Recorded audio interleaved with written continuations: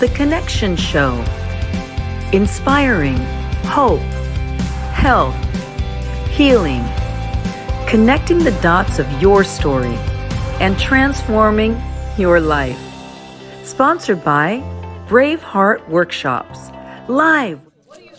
The Connection Show.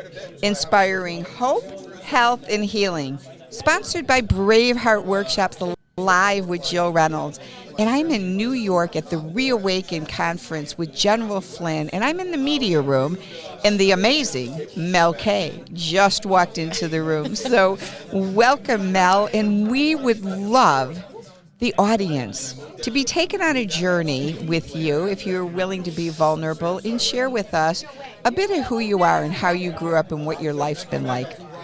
Okay, well, for me, I kind of took an interesting journey that led me to where I am now, because I didn't spend my life involved in anything like I'm doing now, but it did kind of prepare me. I grew up in a family that was very patriotic, my father was very involved in volunteering and in the military and in the Coast Guard, and my mother was a teacher my whole life, and they really stressed education and history, and all of our vacations as kids were like to museums and cultural places. Like it was nonstop education in my life. And I finally ended up going to New York to go to NYU. I wanted to at first be in journalism, and I had an excellent experience, but I also switched into film and television and everything else. And at a very young age, I was in the middle of New York City as a 17, 18-year-old kid trying to figure it out, and I came across I had a decent amount of success in the entertainment industry early on, and it exposed me to a lot of things that I saw that over time became more clear to me that the business that I was in was actually not what I believed. It wasn't about talent. It wasn't about earning it. It wasn't about the best quality work.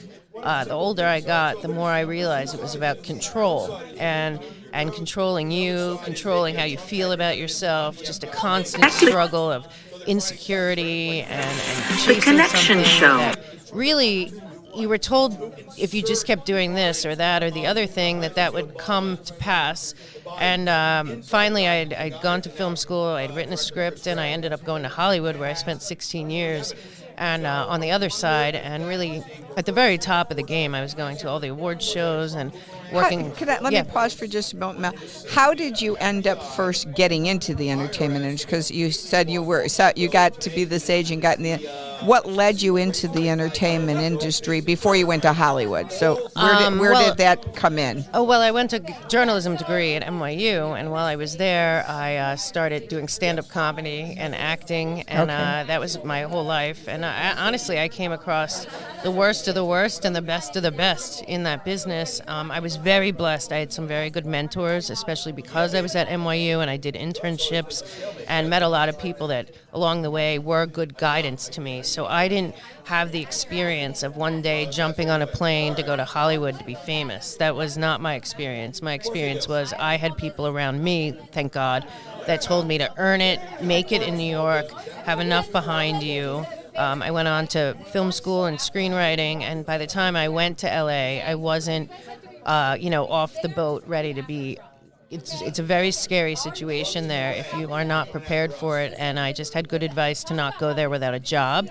So by the time I went to LA, it was because I had written something that had gotten a lot of feedback, and I ended up having meetings, and I ended up loving it and staying there, and then was there for a very long time. So what had you written that brought their interest? You said you wrote something. My first screenplay that actually got somewhere, my very first screenplay was about, which is odd because of what I'm doing now, it was about Eichmann in Jerusalem, the Banality of Evil book written by Hannah Arendt, which informs most of my work now, which is interesting. So when I was a freshman at NYU, I was in a great books class, and one of the books was about Adolf Eichmann, written by, who ended up being my the person that I've been invested the most in reading and researching and following. Hannah Arendt wrote about her time. It was the only Nazi trial in Israel held by the victims. And Hannah Arendt went for the New Yorker to cover the trial in the 60s. And what she found ended up becoming something that people now still talk about, called the banality of evil, which was that Adolf Eichmann, till the very dying day, he was the architect of the trains, basically, from in Poland and other places that took people to their death. He was well aware of everything. He was at the Wannsee Conference. But to the very end, he didn't feel that he did anything wrong, because he felt that he was a good soldier and he was following orders. And to the day that he was executed, he said he would do it again. And what she realized during the trial, and actually she got really attacked, especially by the Jewish community in America, the World Jewish Congress and other people that are still dividing the Jewish community, is that she was a Holocaust survivor. She fled twice. She was in a camp, Jewish in America. She taught at the New School and at Columbia, all over. But she had a very distinct opinion about the Holocaust, and she didn't want to, she wanted to come to her own conclusions, and it caused her a lot of problems. And though she became incredibly successful, until the last 10 years, she was banned in Israel. But she was my inspiration, and I wrote the book about what happened to her after she put out the book Eichmann in Jerusalem for the New Yorker, because they didn't like that she was saying things like that there were Jews that were giving lists of their congregants to save themselves and things like that. She was trying to tell the true story of how people behave in terror, good, bad, and then ugly. So you wrote a film about her life and what she did. So did it ever become an actual film? I know that you got noticed. Yeah, I did. But no, it sold, and then I was told after a while that the budget to make this movie was too high, and that I would have to, that the people that had optioned it, they had the option, so I had to move on. But that's the nature of what you do. Yeah. So what did you move on? So then you're there. So what was your next step while you were there, and what developed then? So when I ended up going to film school and learning film and film writing, my thing was screenwriting. So I stayed in the genre of historical drama, which is why I do what I do now, the way I do in terms of research, is when you're writing a screenplay about real life and a real time period, like the Arendt story was the 60s and also included Nazi Germany. But you really have to kind of look at not just the facts or what happened in that time frame or what you're focused on, but also how people spoke to each other, what was in the news, how people dressed. It's a very historical screenwriting, especially, but any kind of historical writing is just a different kind of research, and it kind of builds a picture. So the second script I wrote was about Hemingway and Fitzgerald's relationship. A lot of people didn't know about that. Actually, Fitzgerald helped Hemingway get his first writing deal, and they were very close until they weren't. And I wrote about it the last time that they spoke. They drove from south of France to Paris together. And on this road trip, crazy things. They were both alcoholics. They both happened to be two of the best writers to ever live. Kind of like Thelma and Louise. Right, it was like that. And I'm reading this story, and I'm thinking this can't be true. And then I started researching around, and it was true. And I looked into it, and I even reached out to some people, relatives of Hemingway and other people that said, no, this really happened. And so it's a fascinating story. Did that ever develop? Yeah, well, that developed, and then somebody was shooting it and bought it. It's the story of Hollywood. Yeah. And then a year after year, and then you're like, it's going to be shot, it's going to be this, and this person's attached.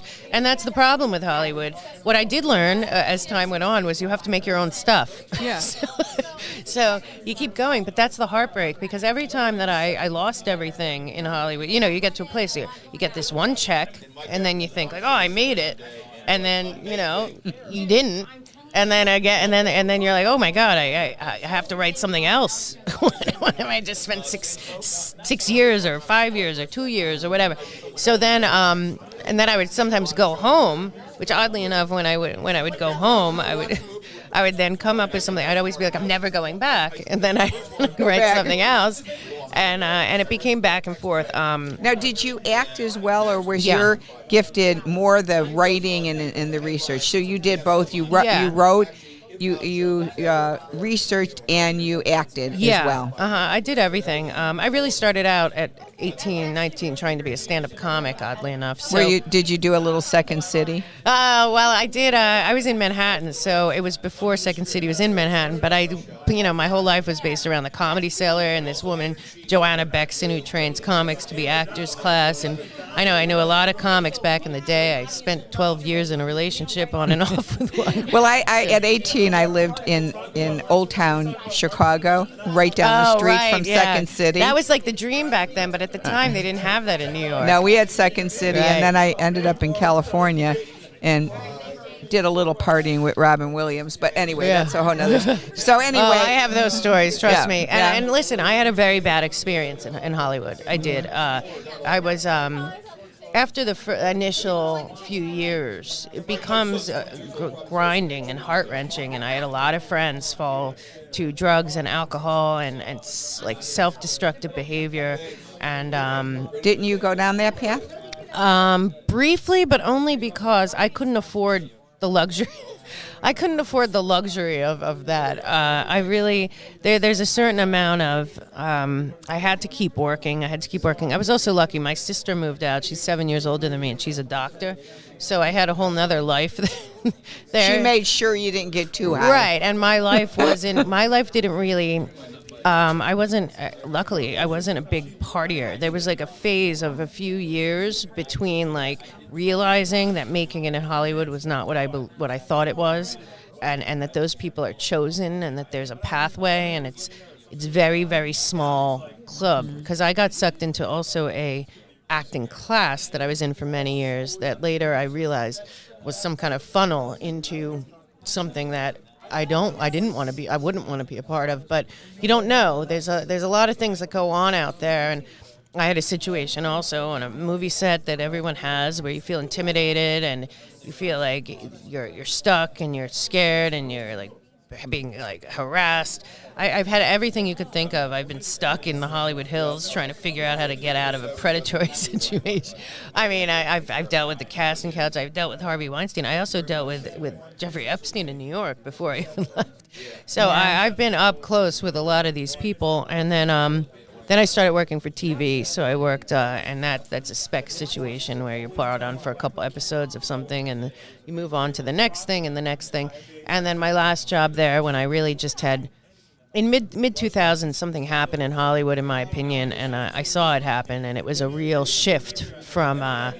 There was something very dark that happened there, and I wasn't alone. A lot of people felt it and saw it, and it was demonic, and it was becoming all the stuff that I knew about that was under the surface from these secret clubs or these groups.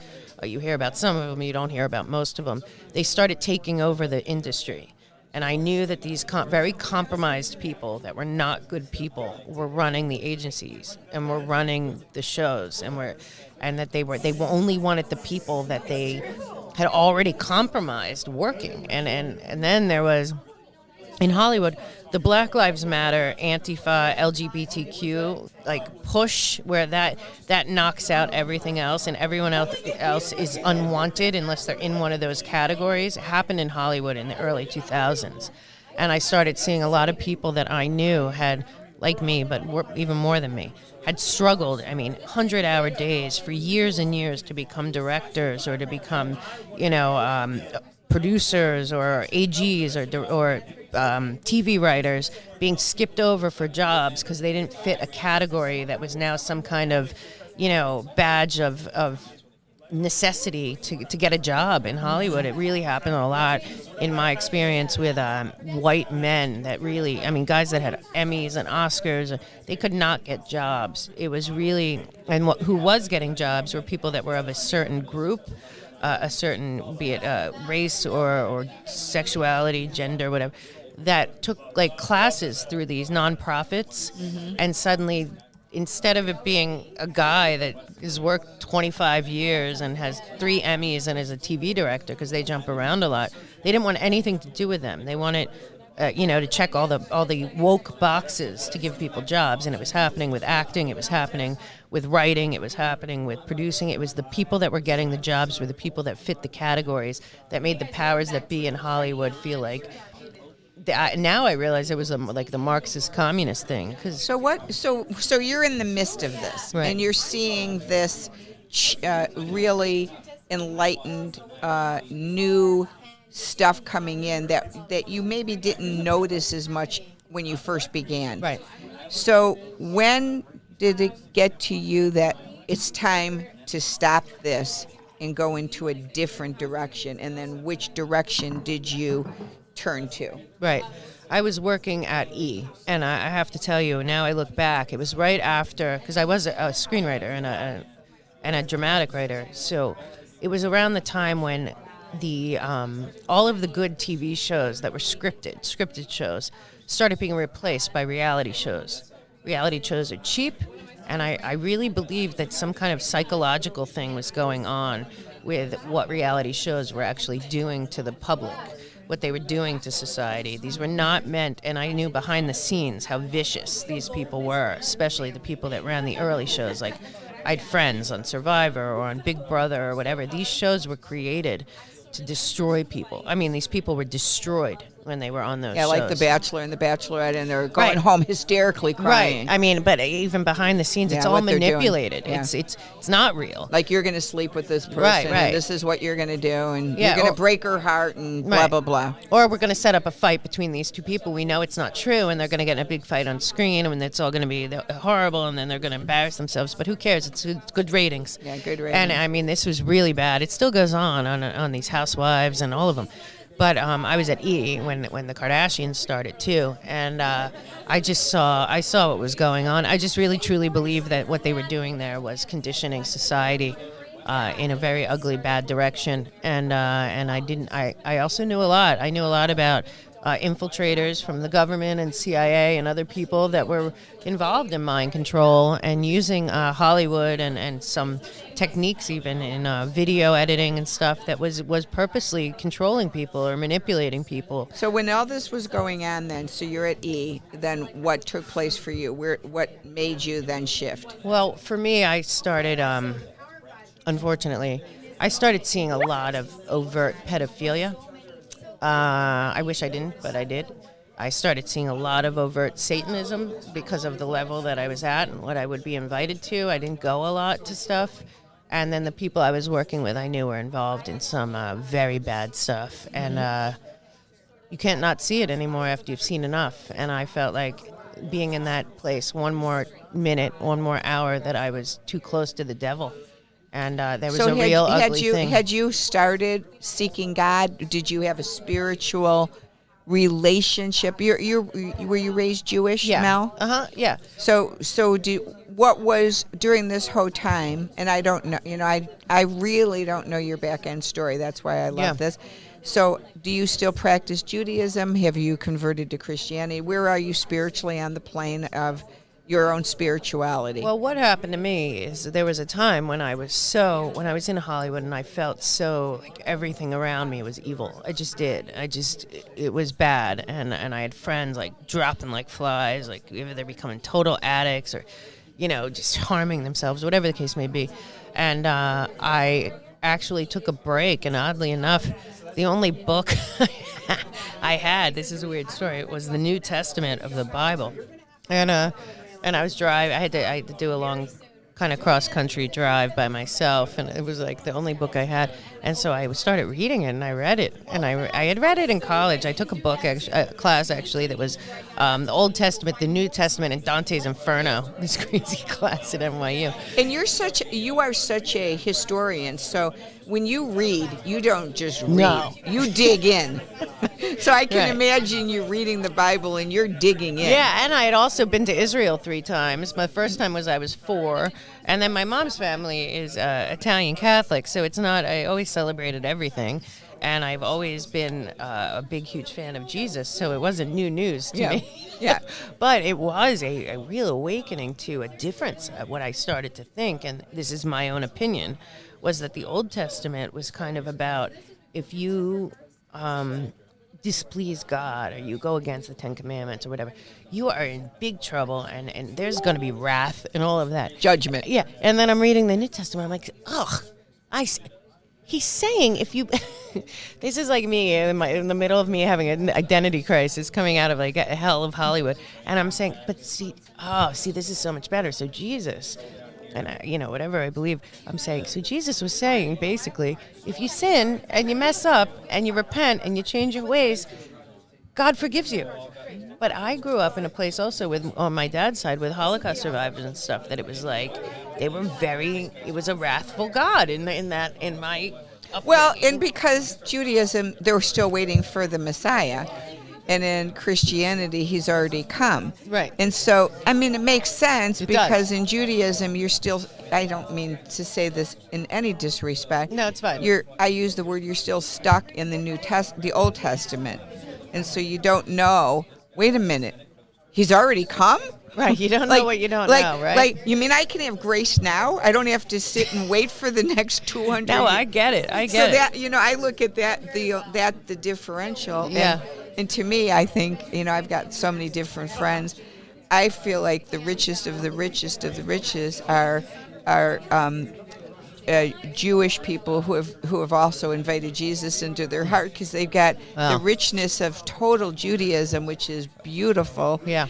And then they have the Messiah too. So I it's feel like, lucky. wow. That's where I am because I'll tell you what, every morning, I don't know how I do what I do, but I don't even know what I'm saying half the time.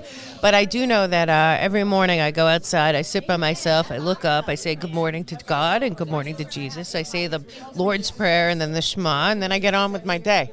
And it's a ritual for me every single day, and I feel very grateful, and I feel like very happy to be on this journey and to feel that way. And so you're in the car reading scripture now. Across country by myself. And how long did God make the journey across country take about 300 days? No, it took 2 weeks though. So I would drive for like 5-6 hours, and then I'd stop wherever I was and like look on in my little hotel tonight and find the nearest hotel that I could afford, and then I'd take the Bible to like whatever restaurant I went to eat at that night. I was driving a car across country for somebody, and my life changed after that. It really did. Wow. My life was never the same.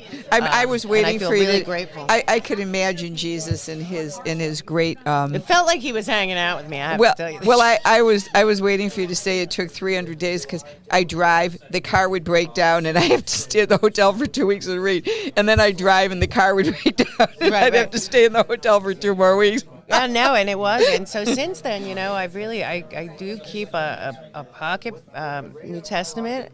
And when I have problems, it's one of the ones that has like all the things in the back, like depression or, sadness. And then it takes you to the Psalm or wherever you should go. And it's really helpful to me. And I feel really grateful that I had that experience. And I never looked back, and my life changed dramatically. I ended up going back to New York after that. And I rebuilt my life. I met Rob, and then Who's Rob? That's my partner right there, and Okay. he does the show with me. Okay. And we Are you dating or is Yeah. it okay? I didn't when you say nobody that, knows, but Well, now Now you everyone do. knows. Well, I asked you that because in today's society, people say partner, and I don't ever know. Right, And I I'm know. like, we be, what's politically correct? Right, So right. he's a significant person yes, in your life. Yes. Okay. Yes, and it evolved, but also we found this together. We found that that we saw something was really wrong with America, that something's really spiritually wrong with our country and the world, and that it was worth both of us, stepping up and saying something. And we were, during the COVID and everything, I started doing other shows about 5-6 years ago, mainly about Hollywood and conditioning, mind control, and the pedophilia, and a lot of the stuff that I saw that I knew was coming down the pike that has since come to pass. But all of the stuff with the kids started in Hollywood. It really did. And that was the real reason I left, was I saw it. So Mel, if someone doesn't know you, and transparency, till I started coming to the Reawaken events, I literally knew not one speaker. I didn't know who any of you were. I didn't know them either, don't worry. Right. So what makes it amazing, except for when I've heard you a few times on stage, because I'm always in the media room. Right. I don't know a whole bunch about you. Right. And so here we are today now at the Reawaken America. And so you have your own show now? Yes. And what is it? Is it called the Mel K Show? Yes, it is. It's called the Mel K Show. We were kicked off about a year ago from YouTube. So our main hub, and we've been really successful and happy at Rumble and BitChute, and then we have our own, the melkshow.com, which is a very good free resource page for anyone that wants to research anything that I do or anything that's talked about. Clay and I work together a lot, so a lot of the stuff that comes out at the Reawakening Tour, you can find the back end and research. I have a lot of D-Class and other things on there for people to do their own research. But your biggest passion is research, right? Yeah. You love to deep dive. Yes. So if there's a topic that may be controversial or questionable, Yes. or just something like you said that interests you, like these different, like Hemingway, something that interests you love to deep dive, and then you talk about it on your show. Is that a good assessment? Yes, that is a good assessment. Also, because I was so obsessed with this writer, Hannah Arendt, who wrote a book. Her big book was called Origins of Totalitarianism, and I was I was very into the history of Nazi Germany, not the camps. I'm talking about how it got there, because it was a long, slow 15 years, and I really started seeing parallels, even when I was in LA, but certainly here, I started seeing parallels between what happened there, totalitarianism in general, and what was happening here. And I think that's the battle we're in. I think God still has a film for you. Oh, let's hope so. I still do. That will get written, produced, and shown on the big screen for people to really have, the background of some of the amazing things, because he's given you the mind and the giftedness to be a phenomenal researcher. Yeah. So I just don't think he's given you a voice just to be on a talk show. I don't either, honestly. We still have No. a production company and some projects. I just know that right now I just want enough people to fight back for themselves and to reclaim God and their inalienable rights, because we've been so misled to think that these people have authority over us, and honestly only God has authority over us. So that's what I'm just honored to finally get to talk with you, because I knew none of your backstory. I love backstory. And I would love, one of these days I'm going to have a chance to watch your show, because I've got so much producing in my own show. It's like one of these days I'll listen to Mel K. I get it, but if you want to check us out, themelkshow.com, and our big, most of my show, every show is on Rumble, and a lot of them are on the .tv. So check out the show whenever. It's we do deep dives into some historical research, and we do current topics and world geopolitics. I get into the financial, destruction. All of it. So I really appreciate being here. I love having so you, and you're speaking. I already spoke. You spoke today, so I was in the media room. Oh, it'll be back. I'll be back tomorrow for a little while. Okay. God bless you, Mel, Thank you. and I'm so grateful to know you, and it's amazing how Messiah, Yeshua, Yahweh has taken life in your life. Yeah. With both spiritual I'm realms very of blessed. Judaism and Christianity. Yeah, I'm very blessed, and thank you so much for having me. God bless you. Thank you. Bye-bye. Well, that was just so amazing to get to interview the great Mel K. So thanks so much for joining us, Mel K, on The Connection Show. We'd love to share your bio so people know how to connect with you now. So here is Mel's bio and her website, which is themelkshow.com. So again, we loved having Mel on the show. And for those of you listening today, The Connection Show is going to be hosting an event in Aruba, October 26th to November 1st for women, for a getaway at this amazing location here with this pool and the ocean at a private villa. So please go to braveheartworkshops.com, ladies, and sign up now. We also would love to share our sponsor, one of our sponsors today, which is Amari Global, the mental wellness company. So please go to their link and order some amazing products today for mental wellness as well as gut health. Thanks again for joining us. Join us for the Hope, Health, Healing Aruba Woman's Getaway. October 26th to November 1st, 2022.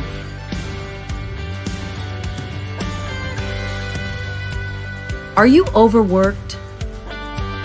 Feeling stressed out or exhausted? Is it time to spoil yourself? Relax and breathe in life. At a beautiful private villa in Aruba for 6 nights and 7 days. Renew your mind and body. Discover greater self-awareness. Joining in connection, wellness, stillness, enhancing your inner peace.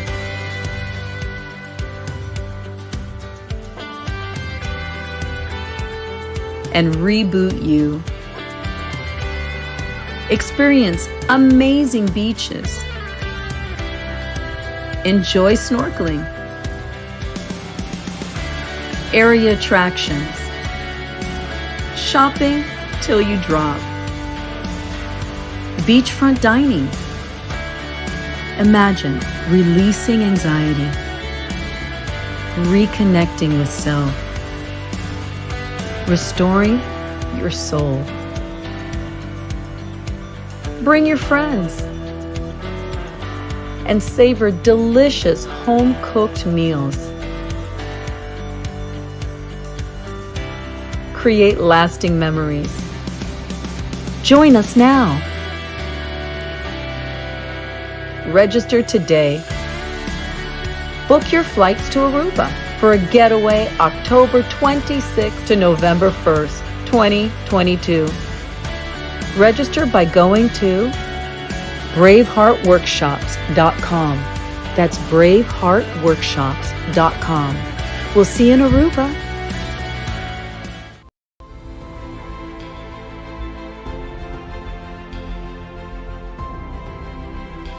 Amari Global is the mental wellness company. In 2018, Amari won the Nutra Award for the world's first award-winning gut-brain axis nutrition system for their flagship product, the Fundamentals Pack, clinically proven to increase good bacteria in the gut and incredible benefits. Amari means love, and there is love in every bottle. Mental health matters, and Amari is the mental wellness company. Prepare your body's gut microbiome for optimized mental wellness with a reboot and get yourself back to feeling joyful and motivated with mood. Round out your daily nutrition with GBX food systems. Crush your daily to-do list each day with Edge. Support your digestion and immune system with digestive, probiotics, omega, and Vita GBX supplements. Fuel your mental edge with our Mental Fitness Pack. Feel like your best self with the Happy Hormone Pack. Unlock your brain's potential with happy neurons with the Happy Mind Pack. And combine these products for an ultimate day with the Happy Juice Pack. For weight loss and energy, order the Transformational Pack. Our Kids Pack is the first comprehensive mental wellness pack for kids and teens. For a complete mind and body nutrition system, get your kids these today. Begin your wellness journey with Amari's Starter Pack and save. Start with the Entrepreneur Pack if you're serious about making an impact on your mental, physical, and financial wellness. Launch your Amari business with all our top products, packs, offers, and save. Help others achieve overall wellness too and gain financial wellness. Become a mental wellness partner today. Shop now and save. Sign up today by going to our website listed on this page.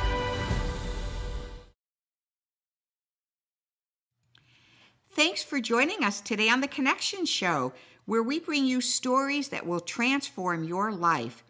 The Connection Show would appreciate your support. Please go to either our Patreon page or our PayPal Me Now link today. We love our podcast show guests and appreciate our listeners and YouTube subscribers. Please go to our YouTube channel called The Connection Show and Braveheart Workshops and subscribe now. Remember to click the gray bell in the All tab so you don't miss any upcoming episodes.